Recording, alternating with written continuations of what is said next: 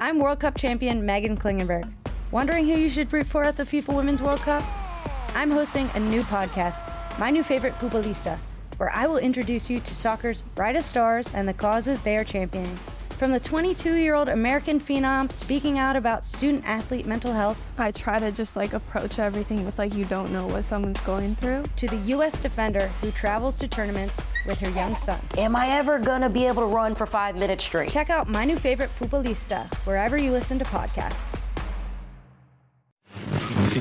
Edit audio. Me encanta el WNBA. Uwielbiam WNBA. Yo, bam! That's lovely. This is Rebound Revolution, a not-so-basketball podcast bringing you the revolutionary on and off the court happening in the WNBA. From queer baddies to history to ones to watch, join me, Money, as we get into it all. This week, I'm joined by 4-time WNBA champion and 3-time Olympic gold medalist, Seimone Augustus. And we talk crystals and meditation, using your voice intentionally, and her book, Muses, which everyone should go grab a copy of. We ready to risk it all. Yeah. And that's what people felt. They like, nah, them girls out there, they talking that talk and walking that walk. So that was good to be a part of. How does someone become one of the most decorated basketball players of all time and have solid political principles off the court? I think this question has always drawn me to and excited me about the Louisiana living legend, Seimone Augustus. In all these different moments in my life where I wasn't necessarily figuring out identity, but trying to understand the political context and consequences around having that identity, Seimone was there, visible, using her voice for change, and playing really good basketball at the same time. So back in 2011, at one of the highest points of her career, leading the Minnesota Lynx to the first championship that they won and being named Finals MVP, what does Seimone use that visibility to speak about? A proposed bill that would have banned same-sex marriage in Minnesota.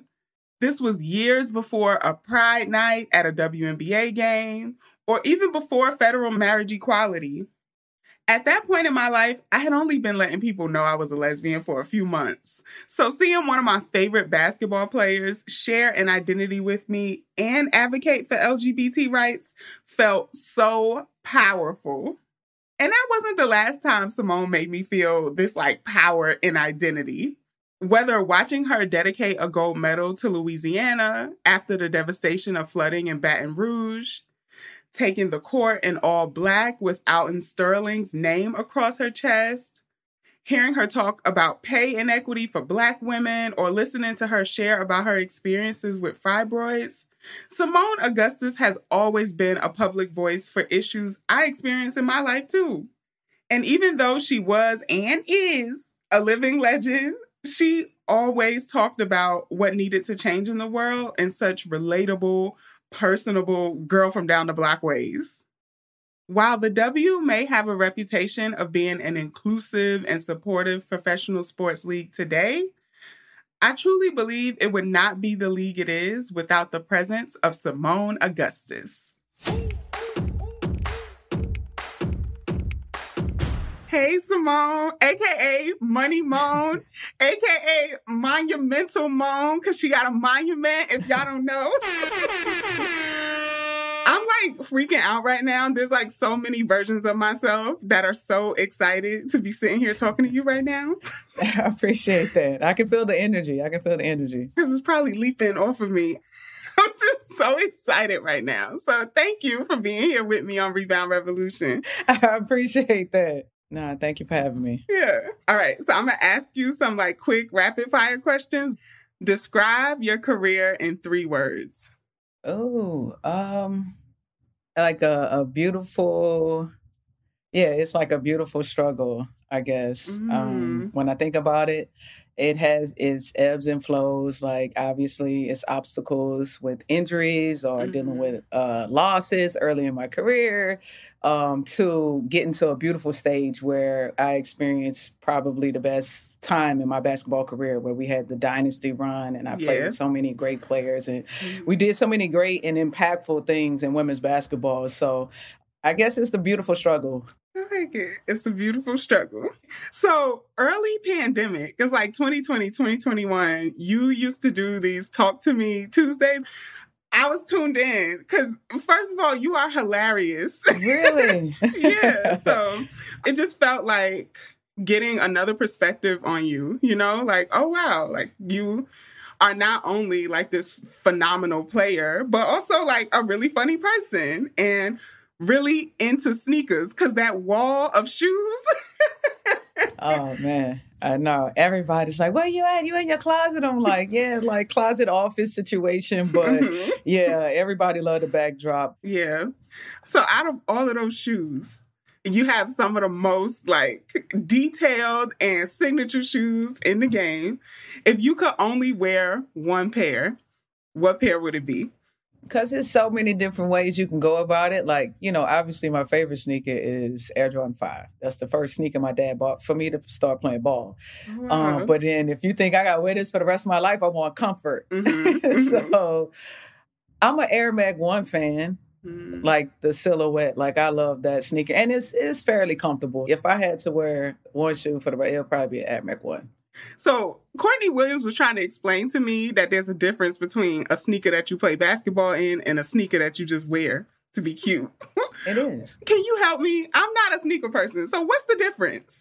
Like, okay, so a hoop shoe has to be comfortable. So it's whatever your preference is. So my preference as a hooper was like a light shoe. My favorite basketball shoe of all time was like the Huarache 2K4s. Huarache. They came out in like early 2000s or whatever. Very light, durable shoe, easy to tie. And I also love to have a strap on top because I'm a high top person. Like I never did kind of convert over to the low top sneakers when everybody started wearing them. So the difference between that is just like you're finding something for your comfort, durability to be able to perform in a game. And then your sneakers, it's just like, I'm putting on an outfit today. What look good with this outfit? As a sneakerhead myself, I don't know how everybody else choose outfits to go about their day, but I get to shoot first. So I pick my sneaker and then I go into my closet and find the other accessories and stuff like that. So that differs because I'm just walking around and, you know, enjoying my day as opposed to like running up and down the court, jumping. Like it has to have a different feel to it. So the outfit starts with the shoe. For me. Okay. What's a song that is on your like pre-game playlist? Oh, if I was still playing right now, it would be Win. Oh, yeah. Yeah, win. Yeah. Yeah. J-Rock. It would be that one. Yeah. Yeah, J-Rock. Yeah, J-Rock. It would be that song. If I was playing right now, that would be like my go-to right before, you know, I go out, we break huddle or whatever it is, like that song. Just because that's what it's all about. Like, if I'm playing ball, you're not coming out here to lose. So I need to really psych myself out, get in the mindset of like, I'm winning. Like, no matter what, this is what we're trying to come out of here and get a W. So, you know, in retirement, I'm just like working out and stuff like that. So I'm like, win. Like, I'm trying to win the day. Like, now I'm trying to win the day. Like, I'm trying to like work toward my best self, you know, in the weight room. So yeah, that song would really get me going. Yeah. I love that song. I have a playlist called Trap Meditation, and it's on there because it's just so repetitive, you know? And so just like that, win, just again and again, and the beat.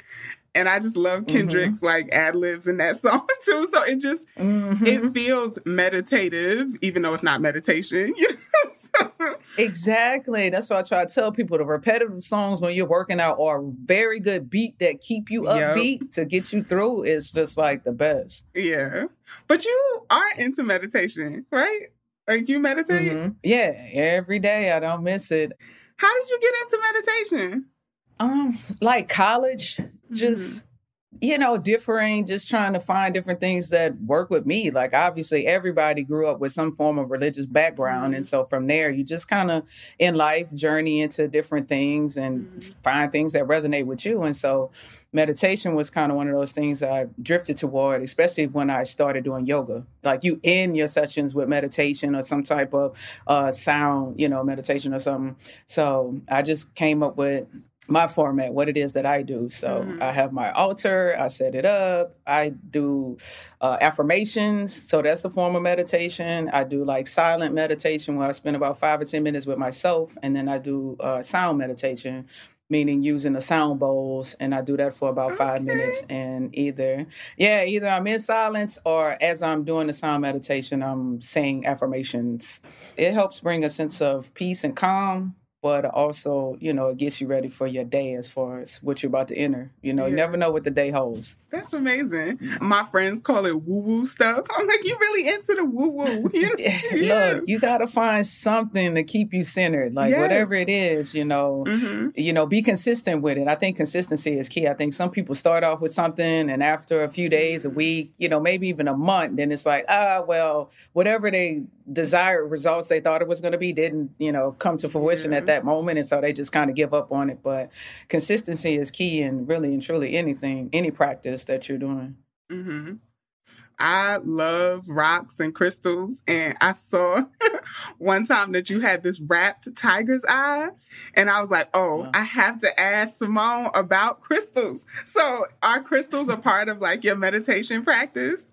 It is. You know what? That's something I'm continuing to learn. So I love crystals just for the sheer beauty of it, the messages behind them, the powers that they possess. But in order for you to really like hone in and really activate and be one with your crystals during meditation, it takes a lot of practice, a lot of knowledge. And so Soul Rays is the lady that does a lot of my pieces. She does a lot of the wrapping of my pieces. She does Reiki and she teaches a lot of classes. So I've been in the process of learning. And so I'm continuing to practice that. When I tell you I love crystals, like my collection is out of control, but it's my thing. It's like I'm really into, like the look of them, but also like the meanings behind them and trying to learn about it, so. It's funny because, not a lot of people understand it. And I have friends like that and they joke about it all the time. Like, you up in there playing with them rocks? Yes. I'm like, yes. And it's funny when they start going through something or experiencing something like, you got a rock for them? I'm like, oh, no, not my little rocks. Don't worry about it. But of course, if they want it, you have to, gift it. I feel like that's a part of your journey is to like introduce people to stuff new. Yeah. So I always do. I think probably all my friends, the crystals that they have, I probably gave them most of them. I'm like, okay, you want some help? You having trouble sleeping? Let me slide this amethyst. Exactly.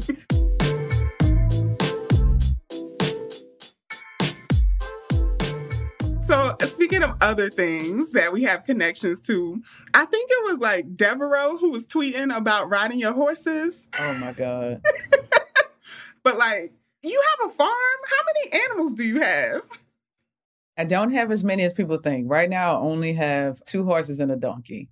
But, as the time go on, we'll have chickens and all this stuff. But we're in the process of setting all that stuff up. But at the time when Devereaux came, my horses, I had just recently broke them in. So you can still ride them and stuff like that. So she was trying to build up the nerve to ride the horse. But we have one in particular that's still kind of like titter-tatter that line of trying it. And I'm just like, I don't know if you want to do it. So I think the day that she came out there, that particular horse started acting a fool. She was like, I'm good. I'm good. But mostly now they're just like show horses. They just kind of graze the land and we just let them be. Did you grow up with horses? Or was that like something that you were like, soon as I get the space, I'm going to get a horse? No, I did not grow up with horses. I grew up in the city, like the Baton Rouge. I grew up in the city part of Baton Rouge. But I tell you what, like manifestation is real. So my dad would always talk about having some land and having this and that. At the time, you can't see it. Like I'm living in the city. I'm, in the hood. So what are you talking about? Some horses? What are you talking about? Some land? But you don't know where life is going to take you. And so, thankfully, I was gifted with the gift of basketball and being able to do so many amazing things that it led me to an opportunity to, generate the money that I needed. And literally that particular piece of property just came out of nowhere. Wow. And he had been talking about this from, I don't know, elementary, middle school days until the day that we purchased that property. And I was just like, wow, he manifested that, because I didn't see no way, no how, like we would be, living on land and have horses and stuff. That's beautiful.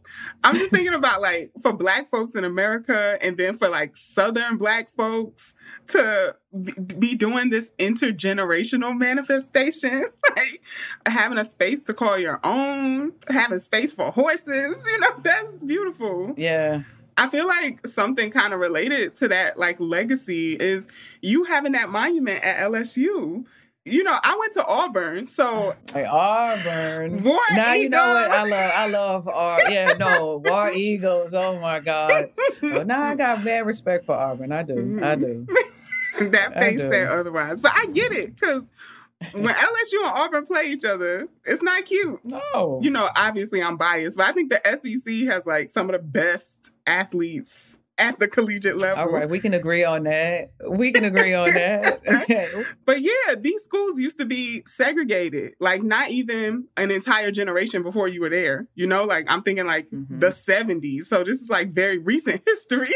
I know, like, Black people weren't even allowed to go to the arena, and if they were at the arena, they had to sit way, way up. And so it means something that your jersey is hanging in there, retired, that you have a monument on that campus. Yeah, I'm still like processing the impact of it. Like it's still happening now. People will send me pictures on Instagram. Like, I went to the statue. Like when they had the Kim Mulkey basketball camp, all the little girls was going to go and take a picture with the statue. But to your point, it wasn't that long ago that, our people weren't even able to grace these campuses. And yet here I am as the first female, but Black female, to have a statue on a predominantly white campus. It says a lot, because I had those conversations with my great-grandparents, my grandparents, and many of their friends about, their struggles and the things that they had to face. But a lot of them persevered through it. A lot of them, went through hell just so that I can take a foot on this campus to sit in these classrooms. And so I never take my talent for granted. I never take my position or my placement in life for granted.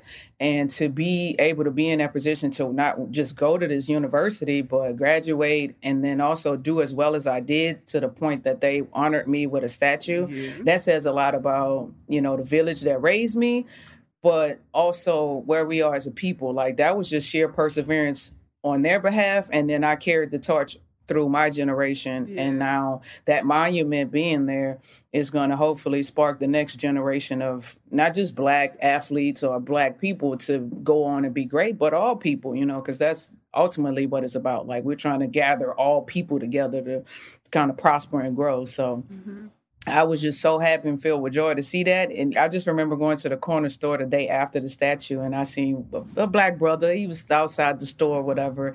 And he was like, I love you. He was like, don't let nobody tell you nothing different. I love you. And it just felt different. It was like a sense of pride. Like, he just was walking around smiling, like Black people were so damn happy. And I was happy that I could see my people, like, genuinely happy about something great, because we see so much tragedy and destruction and stuff like that. It was just a good feeling to see us just happy for once. So, and I'm glad that I was able to provide that,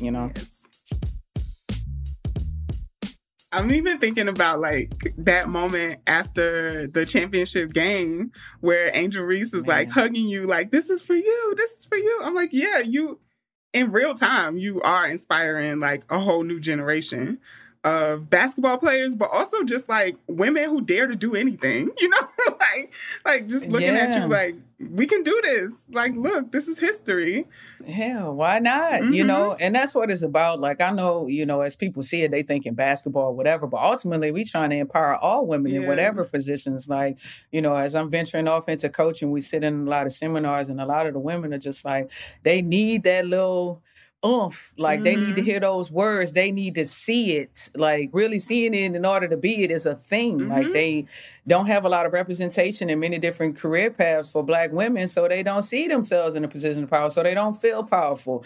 But ain't no way you ain't gonna feel powerful about a statue or seeing it and knowing that that's possible. You know, in your career path, maybe you don't get a statue, but that doesn't mean you can't climb the ladder, can't climb the charts and do amazing things and sit up there and be a representation for all women to be able to achieve that too. So for me, that's what it's all about. Like I know how hard it is for Black women or all women, but we have a lot to offer. Yeah. And we should never shy away from putting that out into the world, you know? Speaking of like putting that out into the world, you have been putting it out into the world since you were a kid, like making the cover of Sports Illustrated in what, 9th grade? Yeah, 9th. You know, being compared to Michael Jordan in 9th grade, Olympic gold medalist, doing all kind of incredible things in college. Like, how have you kind of like maintained, I don't know, a sense of like accomplishment through all of these things that might create a lot of pressure for you as a really young person? Yeah, a lot of pressure. I mean, the Sports Illustrated book definitely created that. It was funny how that came about. Like, I didn't even know that it was out. Like, a teammate went to the Walgreens and kind of walked down the magazine aisle and spotted it and just bought the whole, like, rack and brought it back to the hotel. And it was like, oh, snap. And so, obviously, it circulated, noise, da-da-da. And from that day forward, it was just like, people was like, that's that girl that's on the magazine. And so I always had to stay one step ahead of everybody else because now they're gunning for you. Like they want to be able to say they took you down. Like I beat her. And so it was a good thing. You know, it might be something that I needed. You know, everybody's journey and path is unique. And so maybe if I didn't get that, would I have pushed as hard? Would I have made it as far? So it basically set me up to never like want to have experienced failure or loss or whatever it is. Even though I still experienced it, it's just like, well, I know I worked my butt off to try to win so I could deal with the loss or a lesson. So now I'm learning and I'm growing and the crowds are getting bigger and people are getting louder and the crowd noise is getting there and people are really trying to knock you off your block. It's like, how mentally tough are you? How physically tough are you to deal with this night in and night out? Like, okay, well, I accomplished this. Can I accomplish the next thing? So that's how my mind works. And I know it's hard for a lot of people to just think about what's next or even accomplishing the first thing. But once you do, you just should be hungry for more. And having that bullseye or that pressure on my back just made me want to, one, prove people wrong. It made me hungry for more. And just, I wanted to see what could be if I really put my all into my gift, you know? Yeah. Do you have a favorite moment that stands out of like, yeah, I really put my all into this and that felt like an accomplishment, like the peak? The toughest probably situation I've had to deal with is like coming back from injury. So I tore my ACL in 2009. And so I had to make that journey back 2010. We had a bad season, but it was in that moment, it was just like, your career is up in the balance. Like, who are you going to become? Most people, when you come after injuries, they aren't really themselves. They never really quite play like themselves or, you know, whatever. And that was like the turning point for me. I had a good friend of mine, Donika Lewis. I just remember like crying and going through all these emotions. And she was just like, look, what is it to have to prove yourself one more time? Like, you've done it your whole life. You've been doing it. And I was just like, I'm tired of proving myself. At a certain point, you feel like you've established yourself enough that you don't have to prove, like, you know what I can do. Yes. But it was another one of those situations where, what is it to have to do it one more time? And so I really like put my head down. I remember during that time, I was like running every day, like 2-3 miles. I'm like, I'm going to get in shape. I'm going to get myself together. I'm going to prove everybody wrong. And then the next year was the year that we won our first championship in organization history with the Lynx. And it was an amazing run. And I was probably in the best shape of my life. I felt the best. Everything just like fell in place. It was like easy breezy. And so I would say that was just having to work myself through some hardships to get to that was probably the best moment of my career. Like one of the best moments. Wow. To go from injury to championship, that's a run. Yeah. First of all, starting basketball so young, being successful so young, does that impact the way you like coach or work with youth now? Yeah. It impacts you because, as a coach, I wanted more for them than they probably wanted for themselves. And you have to learn how to like titter-tatter that back a little bit. Like they got to want it too. Like they got to meet you halfway. And it's a bit of a journey. Like I know when I first started, like, you don't know. Like I never coached before, so I don't really know what coaching is. And it's just like, I'm not a very outspoken person. And so even articulating information could create an insecurity with me. Like, can I tell her how to do this the proper way? Will she do it? Will she listen? Like, do I have a connection with these players? Will they, really receive me as a person or as a player? And then you got to connect to them as human beings. Like they're athletes, but they're also, they have the same stuff. Some of them are mothers. Some of them are, older siblings. They may be the only child. Like they have their own stuff going on in that day. So you also have to be compassionate and caring in those aspects too. So it's a juggling act, but it's one that I've obviously accepted the challenge on trying to be a part of. And honestly, I'm just getting started. So I just can't wait for the journey ahead. Well, I can say like from the outside, just as a fan, watching you transition from legendary player to coach, it seems like you have effortlessly built that connection with players, whether it's other players posting about you on Instagram, or I caught a few Athletes Unlimited games where you were facilitating. It just seems like they all really are really connected to you and hanging on to what you have to say about the game, what comes next. Well, see, you see something different than I see. So, you from the outside looking in. When you in there, you do you get it? Do you hear what I'm saying? You in the huddle, and you drawing stuff up. You're like, all right, you heard me? But I guess you're right. A lot of them, a day didn't go by at AU where somebody didn't come over, speak, make conversation, ask questions, do certain things. So I'm like, okay, yeah. I can kind of understand what a lot of people see from the outside. It's no, them girls come over there. They want to hear what you got to say. They're paying attention. They doing what you tell them to do. I'm like, okay, heart pounding. I just want them to go out there and do good. And, sometimes they go out there and do what you say do. Sometimes they don't. And you have to live with it. But, it's good to know that they do, respect me enough. They see me in a different light that they feel like they can come and get whatever it is that they need from me. Yeah. We heard you loud and clear. You love the WNBA and want more analysis and insight on your favorite players. Welcome to Queens of the Court, an Odyssey original podcast. I'm your girl, Cheryl Swoops. And I'm Jordan Robinson. All season long, we'll be bringing you the post-game analysis that you crave and sitting down for interviews with athletes across the W. You can listen to Queens of the Court on the Odyssey app or wherever you get your podcasts. So just to go back a little bit, you talked about the community you grew up in and folks who people would never know helped you become the person you are today. Can you talk a little bit about some of those people?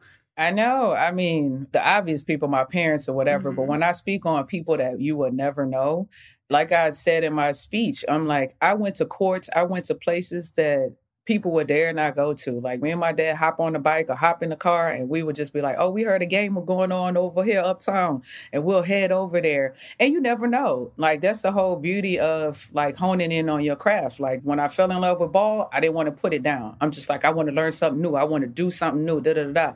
And so going to these different courts and these different gyms and playing against different people really helped me understand hell, just here in Louisiana, you can go downtown basketball is different. You can go uptown basketball. You can go to east side, west side. And then when you get outside of Louisiana, you go to Texas and Georgia and all these places. Basketball is totally different, how they play it, how they see it, everything. And so I always enjoyed that. And I would say it was a lot of people within my community that I played against that Like I said, you will never know. These are just people that came down the street, hoop, went home, went to work every day. That I learned how to talk trash from. I learned how to do an in and out move from. I learned how to shoot a 3-ball. I learned how to, be tough. Like they knocked me down. Like I had just as many strawberries on my knees as they had. You know what I mean? I learned how to use my mental. If I wasn't as strong and jumped as high as the dude that I was defending, then I learned how to shot fake. I learned how to do all these different things, and learning that helped me become more instinctual on the court. It helped me read things and see things a little bit differently because of all the different people that I played against. And a lot of them, we ended up journeying through the recreational facilities together. Like once we got our little clique, it's like, oh, we meeting up over here. And so you take your little clique to other areas and play ball. And so that's what I'm truly thankful for, that my community, meaning it's Gushung, we call it Parktown. Parktown is like the place that really honed in my skills and really helped me become the player that I've become. I'm a representation of them, basically. I love that. Shout out to Parktown. You a trash talker? A little. Okay. A little. If you ask my teammates, they used to say I was, what was the movie? The little sing-along movie? I can't think of it. But it's a girl that kind of whispers. Wait, oh my God. Our producer, Mick, just put in the chat, Pitch Perfect. Are you talking about Pitch Perfect? Yes, yes. I talk really low, so when I talk trash, you have to be near in order to hear it. And my teammates will either hear it or they don't, and they'll be moan over there whispering, But I was never rah, rah, rah, rah, rah, rah. Every now and then I'll say and one, but I found that talking all that trash got me tired. Trying to figure out what to say in the moment and all this. You using all that breath. I need that to go back down the other way, play some defense. I don't have time for that. Yeah.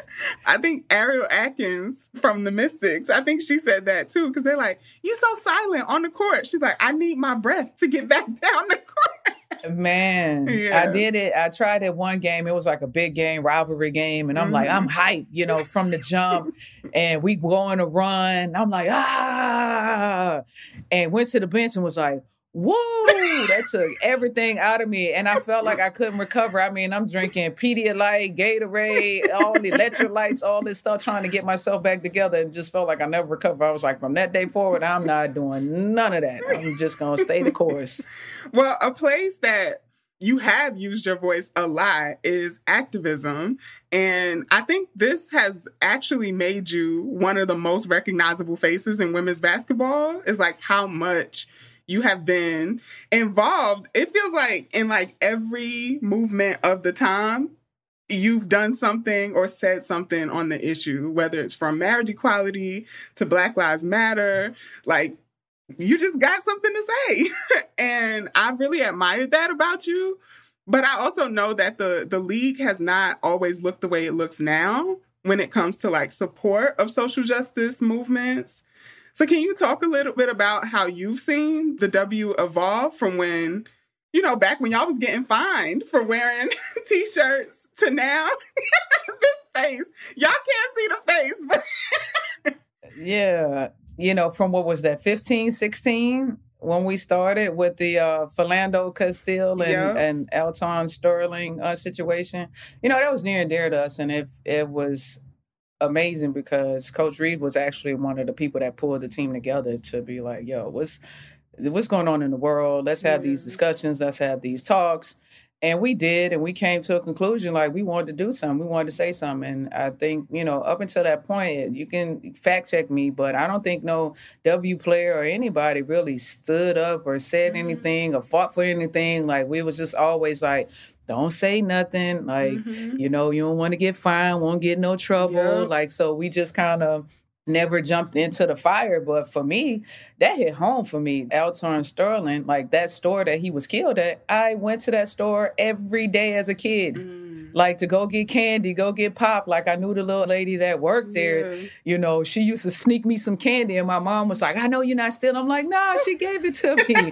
And we formed a relationship. So anytime I go in there, she'd sneak me some candy. And, so to hear that hit home, because that could have been anybody, any relative or classmate, anybody in the community that we know. It's a small community, And so to be able to stand up there and then also hear other people's experiences. Like Bronson spoke about her experience in D.C., playing in the alley and having guns pulled on her by officers and, you know, so on and so forth. And it gave some of our white teammates an opportunity to be like, oh, like they was empathetic to what we were going through. Like we didn't know because their experience was different. But then they sitting here and they looking at us and they're like, we're with you all. And that meant a lot to us because this is where the big divide happens. Yep. And they stood their ground with us and they was like, no, we in this together. Like I go to work with you every day. I'm in the trenches with you. I battle with you every day. And I'm a battle with you right now. And so to see them actually, you know, be active and stand up and show their allyship to us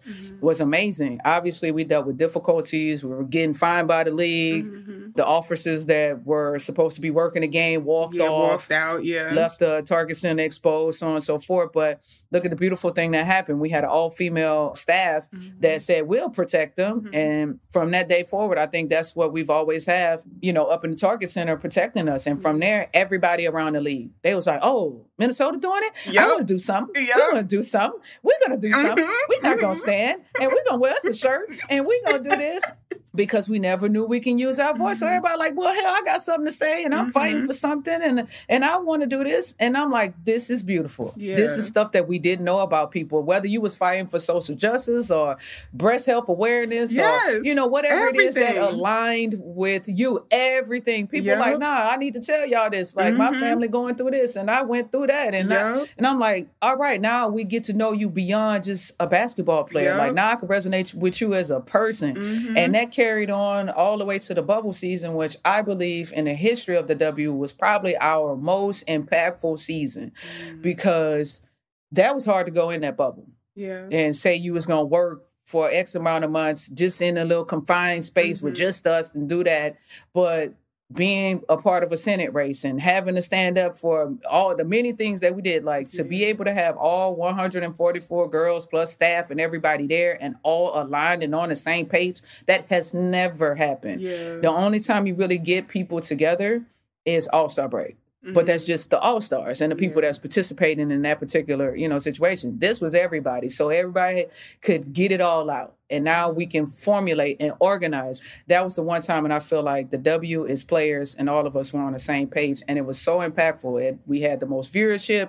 We had the most support. We helped Reverend Warnock get into the office. We got my girl from Atlanta. We got her out of here. We was doing some things, baby. We were shaking and moving. And it was just so beautiful to see. And it was so beautiful to be a part of, because it's like finally like, woo.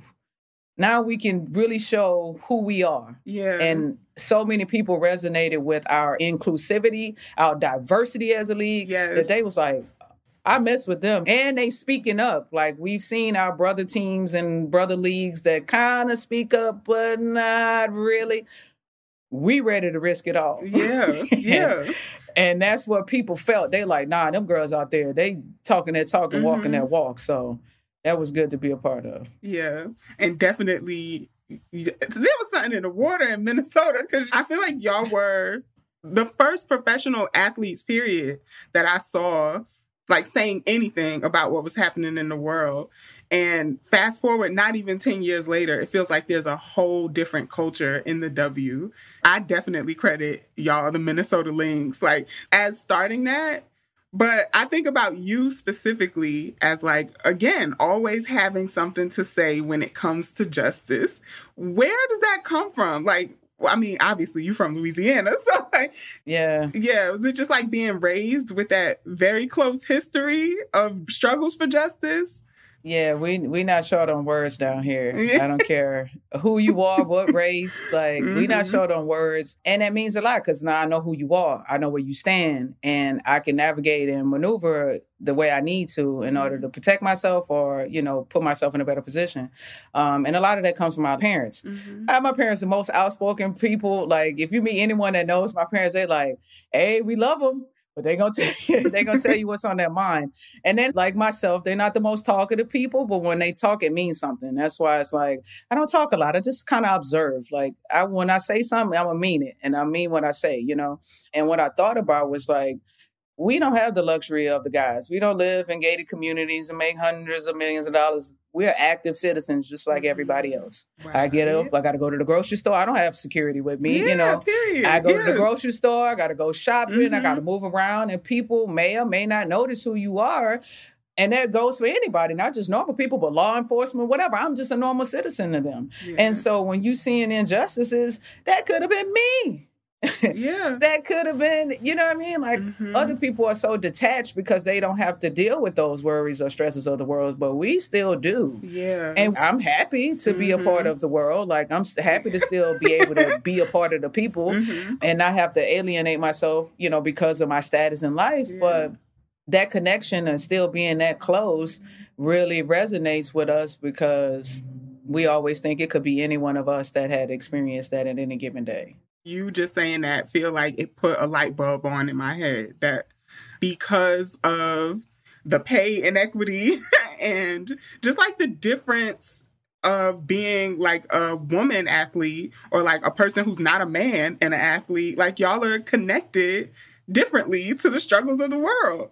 And so, yeah, you are in public spaces with regular people. Often. We get stopped by the police just like anybody else. Yeah. We go to the grocery store, our card might not swipe just like anybody else. We might, that's how we view it. And so that's why being at the forefront of this is just like you getting out there marching where you at. Like, it's like, all right, we got to get in these streets because I live here. Yeah. I work here. We don't have those luxuries. Yeah. I mean, you said you was at the corner store the day after your statue. So, you out here. Look, where you want me to go? They don't have a retirement home for people with statues. Like, I still got to go out here. I got to eat. I got to, maneuver. You still got to get your snacks. I still got to get my snacks. And when I'm at home, Louisiana, I definitely got to eat as good as I can. No other food in the world. Don't nobody tell me nothing. Nobody has better food than Louisiana. So this is the one time I'm like, all right, I'm going to step outside of my diet. I got to get to my dishes that I know I want to eat when I'm at home. And certain places, I just got to make that little run. And the corner stores where it's at. Yeah. Shout out to the corner stores. I have to ask you about Hoop Muses. As soon as I saw you post about it on Instagram, I went and pre-ordered it, got my copy. But that book starts in the future. So what do you hope for the WNBA in 2072, like 50 years from now? Yeah. That was the whole point. It's just like the notoriety, we got the fame, we got the money. We at where the men is at right now. Or we're getting close to there. We're at our level of that. That's where I see it. And it's happening. It's happening slowly but surely. You can see as we're starting to gain more viewership on bigger networks and stuff like that, people like really watching. NCAA women's tournament definitely catapulted eyes to the WNBA. Like people like, all right, these girls about to go to W. You want to see what they're doing on that side. So you can see it kind of trending in that direction. Obviously, we need more partnerships. We just need more. Yeah. But as long as we not in that old conversation that I had to hear for a very long time, like, we ain't got no money, the league might fold. Like, we heard that way too long. And I'm just like, what business is going to talk about the money they're not making? And what business is not going to start trying to figure out how to get money into their business or sell their product? Like, at some point, you got to turn that corner. And I think the product is starting to sell itself. By, where the league may be. I think the players, their brands, their visibility on the social media is creating more eyes, even if at this point we aren't getting the television deals and all this stuff that we would hope for that'll put us in different spaces. But as these girls continue to just level up on their branding in those spaces, it's going to bring all the attention, the money, and everything that we would hope for. We just have to be prepared for it and ready to take it to the next level. I agree. I feel like the W is like a grassroots movement, kind of, because like the visibility of y'all, even outside of the games, right? So like whether it is the social justice initiatives or it's the social media, like being able to see how funny and how fast some of the players are on Twitter, the Instagram personalities and followings people have cultivated for themselves, that feeds into people wanting to see what you have going on. And I think the fan base is just growing so fast because of that. Yeah, of course. And, it's hard for us to open up. We've been so closed up. We've been private. Players haven't really put themselves out there a whole lot. And for various reasons, some people are just private, and we never had access to being able to put ourselves out there a little bit more. So social media kind of really helped people to see another side of the athletes and who we are and all that. And so then they gravitate to you even more. Like, I didn't get a chance to do that during my dynasty run because social media, like Instagram, all that had just kind of started. So you really wasn't on there like that. But now we done settled in. We know what it's about. We know what it offers, and people are taking full advantage of it. And it's really just going to help us. Yes, I think only up from here. And so thinking more about the future, I know you're a big advocate for the youth and are directly impacting future generations of basketball. Are there any young players that you really are looking at right now? Y'all should keep an eye on her. I really like Diamond Miller in Minnesota, obviously. I love Cook in LA. Zaya Cook. Yeah. Yeah, good young player. I got to do my shameless plug of Indiana because Indiana has a young team. Yeah. Boom. Aaliyah Boston, obviously. I can't wait to see her development, her growth over time. Yeah. Alyssa Smith, I know she's not young, but she has such an upside to her game. I love watching Alyssa Smith play. Yes, I'm she kind of reminds me of myself. Hey, she dropped a 50 ball on us the last game. And I was getting on her the whole time, the times that I had her throughout the 5 weeks or whatever. And I'm come on, Liz, you got to go harder. You got to go harder. But her speed looks as if she's going slow or lethargic. But I'm you know what? I can't get on you about that because that's what I used to get, kind of my con to my game was it just kind of looked like she going a walk in the park, not really going hard. And I'm nah, I'm going hard as hell. Yeah. But it just looks so effortless. And that's kind of how Liz is. She just is so effortless. I'm man, when her game explodes, it's going to be crazy. I don't think people really paying attention and watching out for what she got.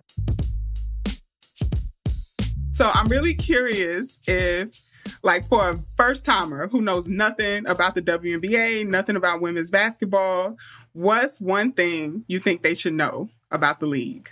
First of all, we're going to go get that book. We're going to go get Muses. That's going to get you started. Okay. Let me drop that real quick. That's going to get you started. But it's just dive in. It's not no one particular thing I can tell you to do other than buy League Pass. It's $25. I tell people that all the time. You spend $20 on this. Come on now. Yeah. And it'll introduce you to the league. At that moment, you get to pick and choose who you fall in love with as a player, as a team, or whatever. And from there, I think it's an easy fusion. Most people that have engaged with me have come to the game, and I've given them tickets. They come and they stay and they're oh my God, I didn't know. The games are lit. The experience is tailored to all kinds of people. It's not just corporate or whatever it is that you may experience elsewhere. It really feels like a backyard barbecue. That's the vibes. Yes. The DJs bring the vibe, and the players kind of keep it going. The fans do an awesome job, and they're very engaged. Our fans in the game, they talking crap. They talking to the ref. They getting it in. They we trying to win. And we love that. That's what helps elevate the game, the environment. The people that's in there, whether you're with us or against us, is helping us to become or be, better in our spaces. Yeah. So thank you so much for your time. I'm just really excited to have you on here. I feel like this was a dream. Just let folks know where they can find you. Instagram, at MoneyMon33. Twitter, I think it's at Seimone Augustus. And I just started TikTok, but I don't really have nothing on there. But y'all can still come follow me. I'm going to start posting soon. I think it's just at Coach Money. You're the best when your nickname is Money. So You hear me? Thanks, Seimone.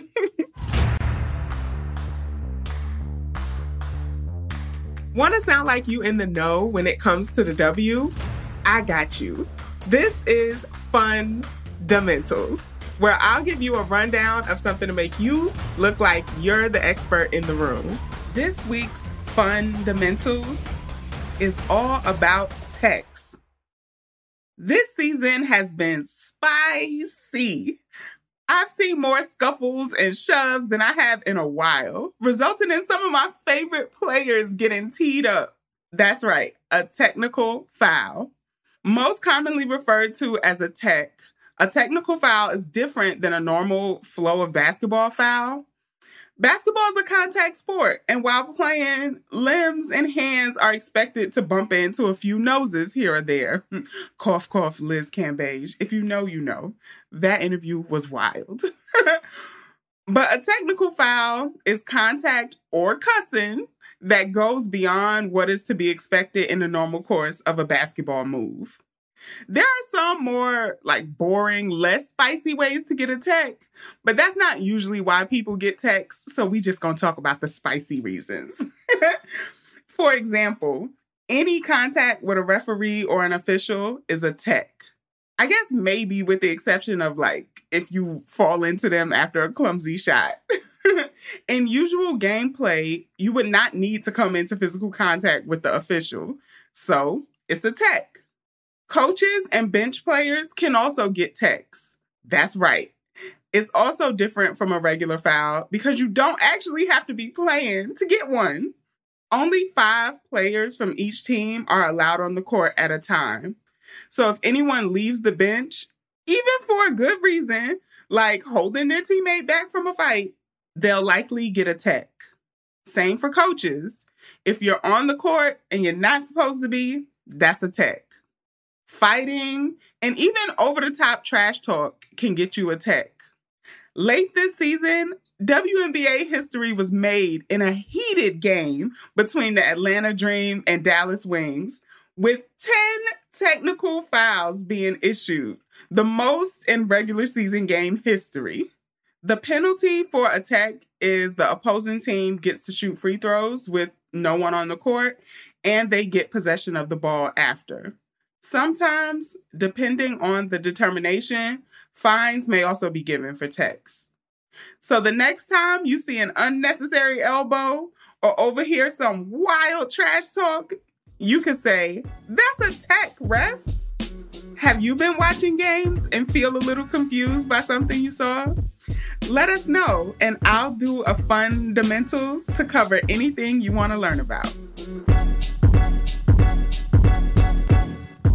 There are a lot of dope players in the W, but not everyone gets their flowers, and I want to make sure they do. So I'm going to shout out a player who everyone should know in a little segment called Money's MVP. This week, my MVP is Alyssa Thomas. So I love Alyssa Thomas, but this MVP segment was actually suggested and inspired by a listener letter. So Nancy wrote in and suggested that the engine herself, Alyssa Thomas, be the MVP. Thank you so much, Nancy, because, we love some Alyssa Thomas over here. So let me tell you a few reasons why you too should love Alyssa Thomas. So Alyssa is known for triple doubles. Now, y'all remember when I broke down what a double-double was? And if you don't, you can go check that out in the Sound On at the Sports Bra episode. But a triple-double is basically a double-double to the next level. It's when you achieve double-digit totals in 3 out of the 5 major stats categories in basketball, right? So that's assists, points, blocks, steals, rebounds, those things, right? So if you have double-digit totals in 3 out of those 5 categories, that's a triple-double. Very hard to achieve. And Alyssa Thomas holds the record and actually broke her own record this season for most triple-doubles in WNBA history. She's followed by Candace Parker, the legend, who has 3, and Sabrina Ionescu, who has 3. So she more than doubles the person who comes next after her in this record. So that tells you how much Alyssa be working on the court, okay? Her current team is the Connecticut Sun. And this is actually the team that drafted her out of Maryland in 2014. She's been with the Connecticut Sun for 10 seasons and also plays overseas in her off seasons. A unique thing you should know about Alyssa is if you've ever seen her shoot, her shoulders are gone, but not forgotten.